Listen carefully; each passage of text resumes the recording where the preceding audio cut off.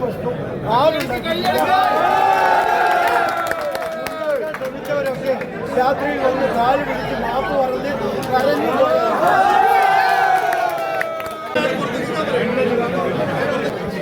ലഭിക്കാൻ പോകുന്നു. ഐക്യജനാധിപത്യ മുന്നണിയുടെ സ്ഥാനാർത്ഥിയാണ്. ഐക്യജനാധിപത്യ മുന്നണി ഒറ്റക്കെട്ടായിട്ടാണ് ഇവിടെ മത്സരിക്കുക ഇടതുമുന്നണിയിൽ പ്രവർത്തിക്കുന്നത്.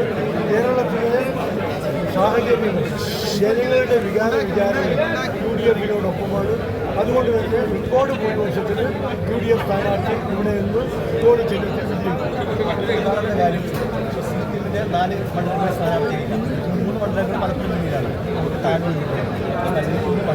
പങ്കടയിൽ മുസ്ലിം ലീഗിന്റെ മലപ്പുറം സ്ഥാനാർത്ഥിയാക്കാൻ അവർക്ക് വലിയ ഷാഫിച്ചാലിയെ പിന്നെ ഈ താനൂർ മുഖ്യം ഷാഫി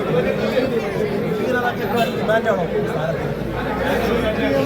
മത്സരിക്കാൻ ജനങ്ങൾ തയ്യാറാകാത്തൊരു കാലഘട്ടം അതാണ് വ്യക്തമാകുന്നത്. CPM-ന്റെ സ്ഥാനാർത്ഥിയായി മത്സരിക്കാൻ ഞങ്ങൾ തയ്യാറല്ല, അവർക്ക് ആളെ കിട്ടുന്നില്ല എന്നതാണ് അവസ്ഥ.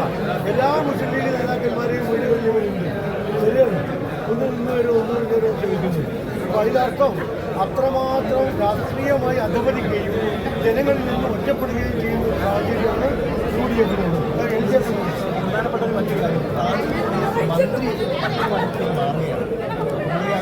നോക്കാൻ പറ ഇല്ലാത്തതുകൊണ്ടാണോ അത് താനൂരിൽ LDF പ്രഖ്യാപിച്ച സ്ഥാനാർത്ഥിയെ കാണാനില്ല. അടിയന്തരമായി CBI അന്വേഷണം നടത്തുന്നതാണ്.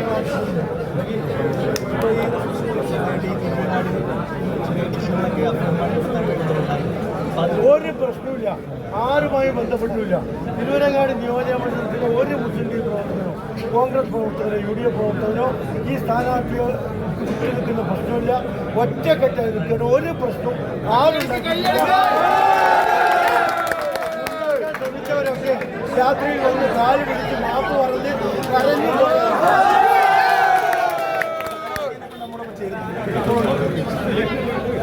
നല്ല പ്രതീക്ഷയാണ്, നല്ല പ്രവർത്തനമാണ് എല്ലാ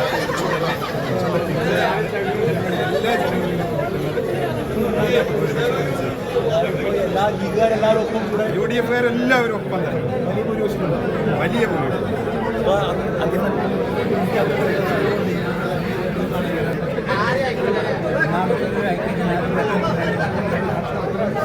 അതിന് പുറമെ ഇടതുപക്ഷത്ത് നിങ്ങൾ നേരത്തെ സൂചിപ്പിച്ചതുപോലെ സ്ഥാനാർത്ഥികളെ കേരളത്തിൻ്റെ ചരിത്രത്തിൽ ഇതുപോലെ മന്ത്രിസഭ ഇത്രയും ജനങ്ങൾക്ക്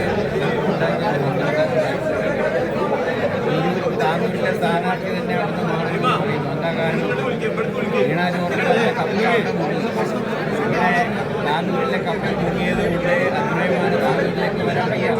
അതുകൊണ്ടാണ് അദ്ദേഹം അവിടെയൊക്കെ തന്നെ ഇവിടെ സലാം സാഹിബ് പറഞ്ഞതുപോലെ ലീഗിൻ്റെ ആൾക്കാരെയും ഒന്നായി നിൽക്കുന്നവരെയൊക്കെ ചാർജിടാൻ ശ്രമിക്കുന്നുണ്ട്. അതന്നെ അവരുടെ ഏറ്റവും വലിയ പരാജയമാണ്. അല്ല ഒരറ്റം. അപ്പം അതുകൊണ്ട് അതിലും മുസ്ലിം ലീഗിൻ്റെ പ്രവർത്തകന്മാർ വേണ്ടി അവർ ഒറ്റക്കെട്ടായി ഈ ഗവൺമെൻറ്റിനെതിരായിട്ടുള്ള വിധിയെഴുത്തിൽ കേരളം മൊത്തം ഏറ്റവും നല്ല അധികാരത്തിൽ തിരുവരങ്ങാടിയിലും അതിൻ്റെ പ്രതിഫലനം ഉണ്ടാകും. ഏറ്റവും നല്ല പ്രതിഫലം 16 ലക്ഷം ജില്ലയിൽ 16 ലക്ഷം കിട്ടി. 16 എന്താ സംശയം? ഞങ്ങൾക്കൊരു സംശയമില്ല. ഈ ബാക്കി മെയ് 4 വോട്ട് കിട്ടുമ്പോൾ നമുക്കറിയാം. ഞങ്ങൾ പറഞ്ഞ